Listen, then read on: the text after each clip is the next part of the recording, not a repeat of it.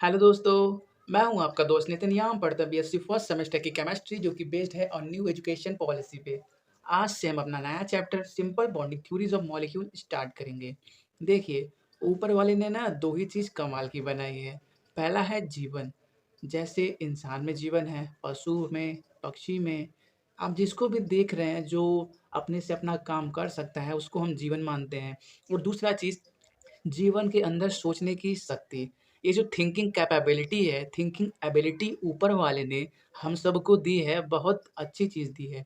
हम क्या करते हैं, नेचर को देखते हैं, प्रकृति को देखते हैं कि वो अपने अंदर क्या बदलाव कर रहा है। उस बदलाव को हम समझने के लिए या किसी को समझाने के लिए कुछ नाम दे देते हैं। जैसे हम क्या करते हैं, हम आकाश में देखें अगर कि अगर तारे दिख रहे हैं और चंद्रमा दिख रहा है तो हम क्या बोलते हैं उस पल को कि रात हो रही है या रात चल रहा है। तो हमने क्या किया, नेचर को ऑब्जर्व किया तो क्या चेंजेस देखा कि आकाश में तारा है और चंद्रमा है, उस पल को हमने रात नाम दे दिया। अगर आकाश में सूर्य हैं तो हमने क्या नाम दे दिया, उस पल को दिन नाम दे दिया। तो हमने क्या किया, ऑब्जर्व ही किया ना कि हम अपने से कुछ नहीं करते, सब नेचर अपने आप करता है। जैसे सन के अगल-बगल ये सन है, सन के अगल-बगल प्लैनेट्स रिवॉल्व करते हैं, मूव करते हैं। ऐसा होता क्यों है किसी को नहीं मालूम। क्यों होता है किसी को नहीं मालूम। कोई बोलता है भगवान, सूर्य भगवान हैं, उनके अगल-बगल सब चक्कर लगाते हैं। साइंस कुछ और बोलता है। ठीक है। लेकिन रियलिटी में क्या क्या क्यों होता है किसी को नहीं मालूम, लेकिन हमने इसको अपने समझने के लिए क्या नाम दे दिया, ग्रेविटेशनल फोर्स नाम दे दिया। ठीक है। तो हमने क्या किया, नेचर को देखा, ऑब्जर्व किया और क्या किया, उसको एक नाम दे दिया।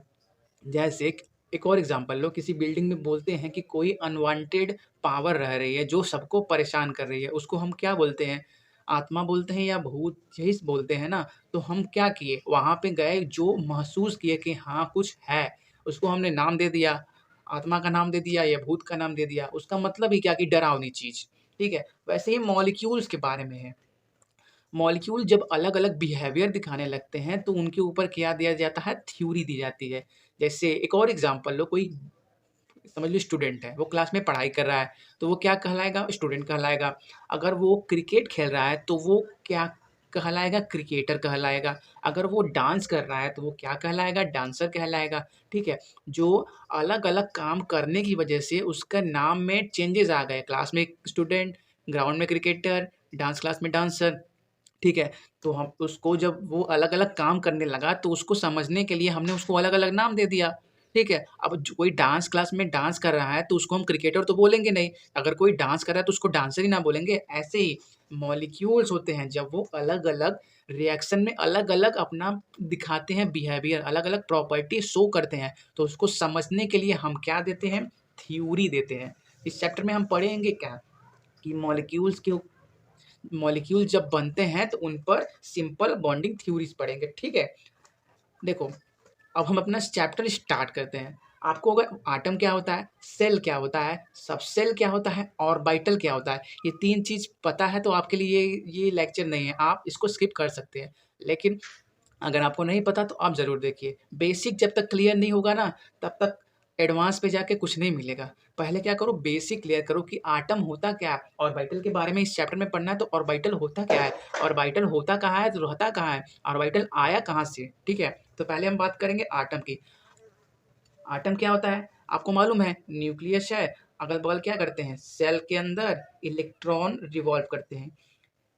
आटम क्या है, fundamental particle of all building blocks of matter. Matter, her matter में सबसे छोटी जो चीज पाई जाती है, जो हर वस्तु में होती है, उसको हम क्या बोलते हैं, आटम बोलते हैं। The fundamental building blocks of matter. जो सबसे छोटी इकाई किसी पदार्थ, मैटर को क्या बोलते हैं, वस्तु की होती है, उसको हम क्या बोलते हैं, आटम बोलते हैं। आपको मालूम है एटम में न्यूक्लियस होता है, बीच में अगल बगल इलेक्ट्रॉन रिवॉल्व करते हैं। तो ये जो क्या है, न्यूक्लियस है, न्यूक्लियस के अगल बगल जहाँ पे इलेक्ट्रॉन रिवॉल्व कर रहे हैं उसको हम क्या बोलते हैं, सेल बोलते हैं। शेल बोलते हैं। शेल क्या है, शेल क्या है, shell is the path taken taken by an electron as they orbit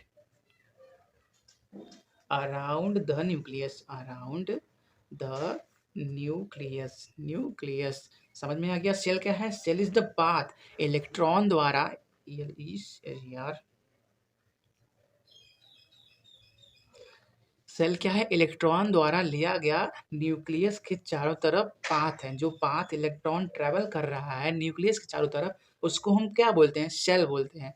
cell का नाम हमने क्या क्या रखा है? पहले को हमने के नाम रखा है, दूसरे को एल, तीसरे को एम, चौथे को एन, ऐसे इलेक्ट्रॉन जहाँ रिवॉल्व करता है उसको हम क्या बोलते हैं? शेल बोलते हैं। ठीक है। और सेल हो गया तो सब सेल भी होगा। तो सब सेल क्या है? सब शेल। सब सेल क्या होता है? आपको मालूम है, जैसे एक आदमी का घर है, घर तो हो गया, लेकिन घर के अंदर भी उसका कोई पर्सनल कमरा होगा। ठीक है। वैसे ही इलेक्ट्रॉन के लिए सेल क्या है? एक पूरा घर है। लेकिन सब सेल क्या है? उसका एक पर्सनल कमरा, जहाँ पे वो मैक्सिमम टाइम अपना टाइम बिताता है। ठीक है। तो सब सेल क्या है? Subshell is the region region in region of shell where electrons can move around freely, affordably L Y. ठीक है। सेल समझ में आ गया? सेल समझ में आ गया? सेल क्या है? इलेक्ट्रॉन द्वारा लिया गया पाथ, किसके अगल बगल? न्यूक्लियस के अगल बगल। अब देखो, पाथ तो कैसा भी हो सकता है, सर्कुलर भी हो सकता है, ऐसे भी हो, स्पाइरल भी हो सकता है, डम्बल्ड भी हो सकता है। तो सब सेल क्या है? Subshell is the region of shell, shell के अंदर का रीजन, जहां electron can move around freely, जहाँ पे इलेक्ट्रॉन क्या कर सकता है? फ्रीली मूव कर सकता है, बिना किसी रोक टोक के। ठीक है। क्या क्या कर सकता है? मूव कर सकता है। सब सेल, देखो सब सेल का नाम क्यों आया? क्योंकि सब सेल 4 प्रकार के होते हैं। जो वर्ड लिखा है ना, in where electron can move around freely, ये नाम क्यों आया? सुनो, आपको मालूम है ना, सब सेल 4 प्रकार के होते हैं। एस सब सेल स्फेरिकल होता है, पी सब सेल डम्बल्ड होता है, डी सब सेल डबल डम्बल होता है। तो एक बात, और एफ सब सेल और एकदम डिस्टॉर्टेड होता है, उसका कोई शेप ही नहीं होता, एकदम फैले होते हैं। एक बात बताओ, ये जो फिगर बनाए हो, इलेक्ट्रॉन सिर्फ इसी में मूव करेंगे ना? इलेक्ट्रॉन सिर्फ इसी में मूव करेंगे ना? ये जो सब सेल बनाए हो, इलेक्ट्रॉन इसी में मूव करेंगे ना? बोलो ना, इसी में मूव करेंगे ना? कहीं पे तो घूम नहीं सकते। इसीलिए ये वर्ड दिया है, subshell is the region of shell, shell के अंदर वो जगह जहाँ इलेक्ट्रॉन फ्रीली मूव कर सकता है। इलेक्ट्रॉन क्या कर सकता है? फ्रीली मूव कर सकता है।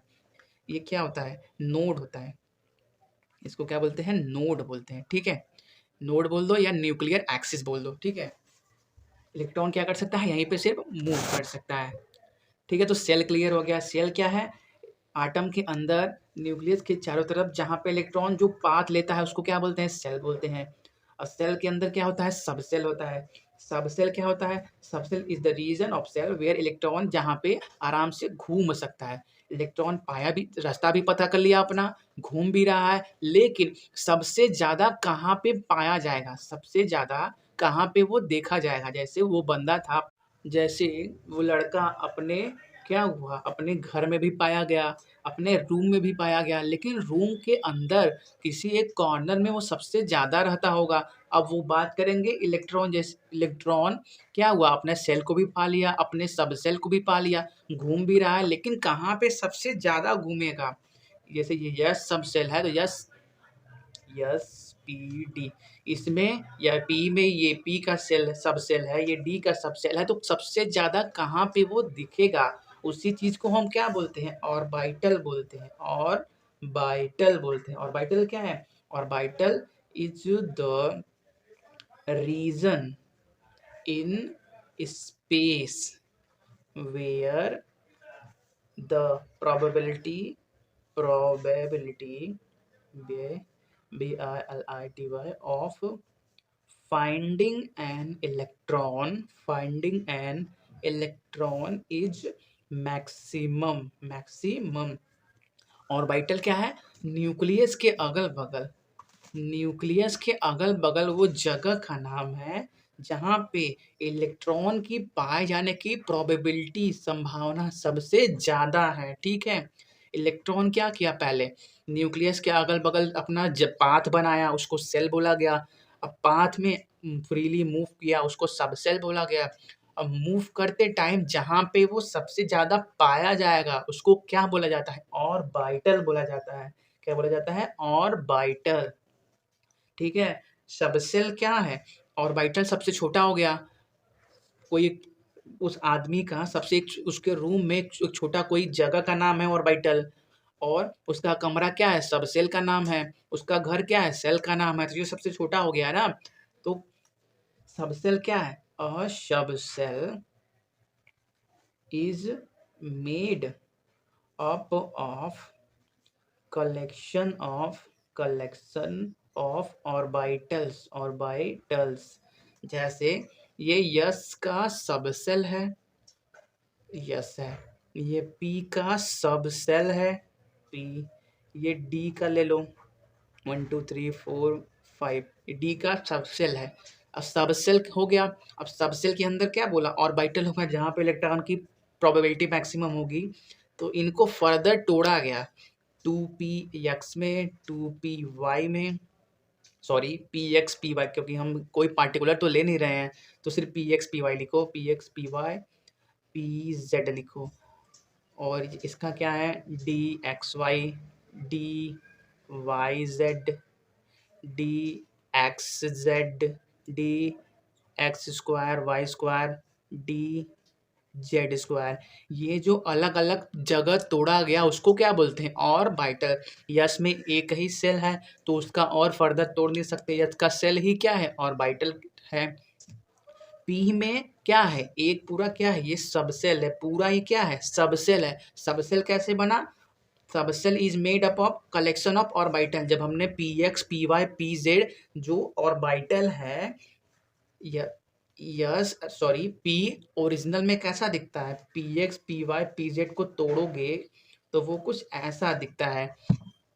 ये पी एक्स है, ये पी वाई है, ये पी जेड है। ये एक्स वाई जेड एक्सिस होता है, वैसे ही पी ऑर्बिटल तीनों एक्सिस में फैला रहता है। ये उसका जानते हो, ये ओपन स्ट्रक्चर है। ये क्या है, इन सब का ये क्या है, कंबाइंड स्ट्रक्चर है। जब इन दोनों को इनका जब कंबाइन करोगे तो ऐसा दिखता है। ठीक है, ये दोनों सेम ही है। ये क्या है, कम पी का बना है, ये क्या किया है, P x P Y P Z open कर दिया है, सिंपल।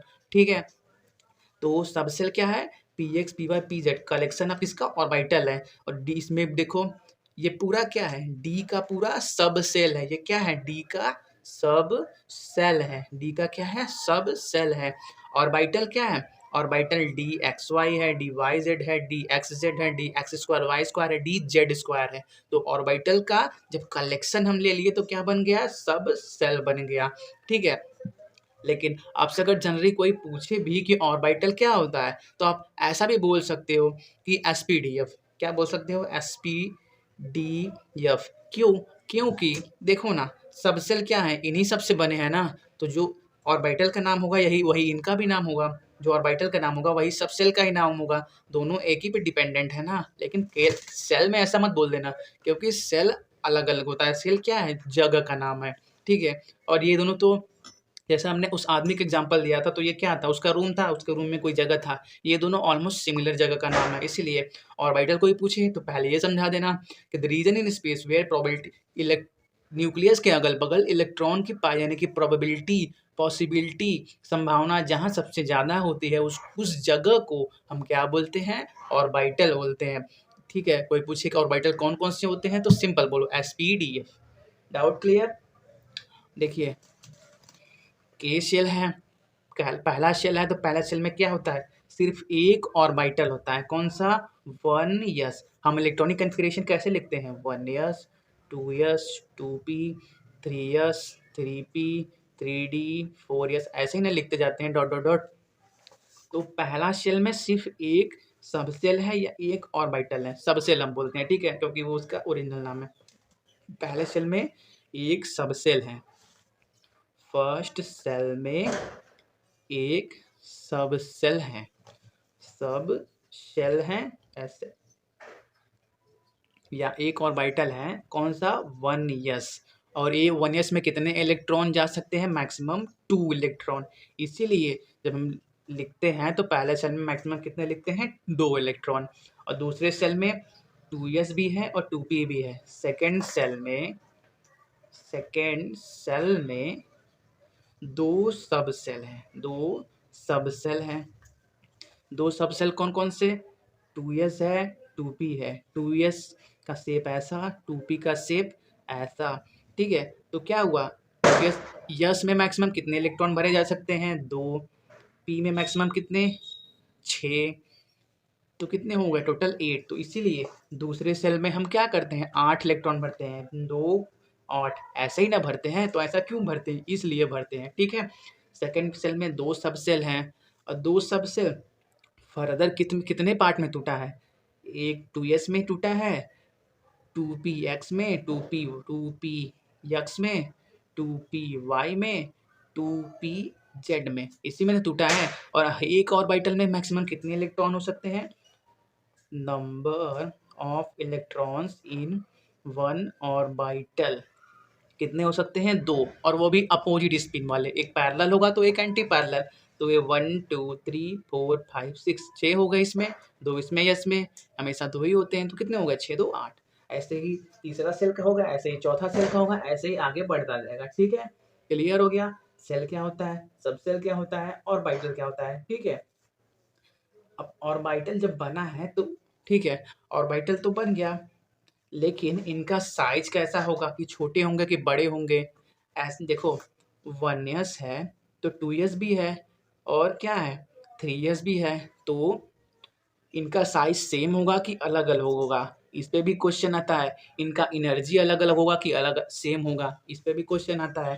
ठीक है, तो एक पॉइंट लिख लो, जब अगर कहीं लिखा हो सिर्फ 2 का लेके चलो कि 1s है और 2s है, तो एक बात अपने दिमाग में क्लियरली डाल देना कि जो 1s है हमेशा साइज में छोटा होगा, always in smaller than 2s।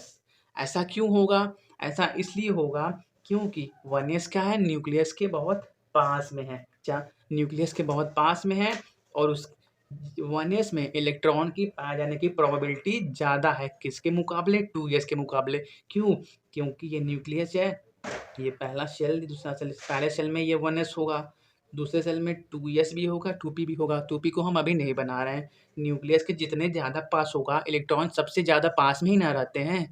कोई ऐसा नहीं जानता कि सेल में घूमते हैं, ऐसा कोई बोला तो है नहीं, लेकिन सब सिर्फ अपने समझने के लिए बोले हैं। लेकिन रियलिटी में होता क्या है? जहाँ पे पॉजिटिव न्यूक्लियस क्या होता है? पॉजिटिव चार्ज, जहाँ पे पॉजिटिव चार्ज होगा वहीं में ना इलेक्ट्रॉन सबसे ज़्यादा घूमेंगे। तो इसीलिए 1s का साइज सबसे छोटा और इलेक्ट्रॉन्स की पाए जाने की प्रोबेबिलिटी 1s में ज़्यादा होता है। किसके मुकाबले? 2s के मुकाबले। ठीक है, अब जब इनका क्या बोलते हैं, साइज अलग हो गया, ये दूर हो गया, ये पास हो गया, तो इनका एनर्जी भी अलग होगा। एनर्जी अलग होगा तो इनका मैग्नेटिक बिहेवियर भी अलग होगा। ठीक है, इसीलिए ऑर्बिटल को हम क्या करते हैं? एक अपनी स्टडी के लिए नाम देते हैं ऑर्बिटल्स। और हम किसकी बात कर रहे हैं यार? आटम की बात कर रहे हैं, तो एटॉमिक ऑर्बिटल ही होगा ना। उसके लिए कंफ्यूज मत होना कि हमने स्टार्टिंग में ही शुरू ही कहाँ से किया था? आटम से। तो ये क्या चल रहा है? एटॉमिक ऑर्बिटल ही। ठीक है, ऑर्बिटल्स आर प्रिसाइजली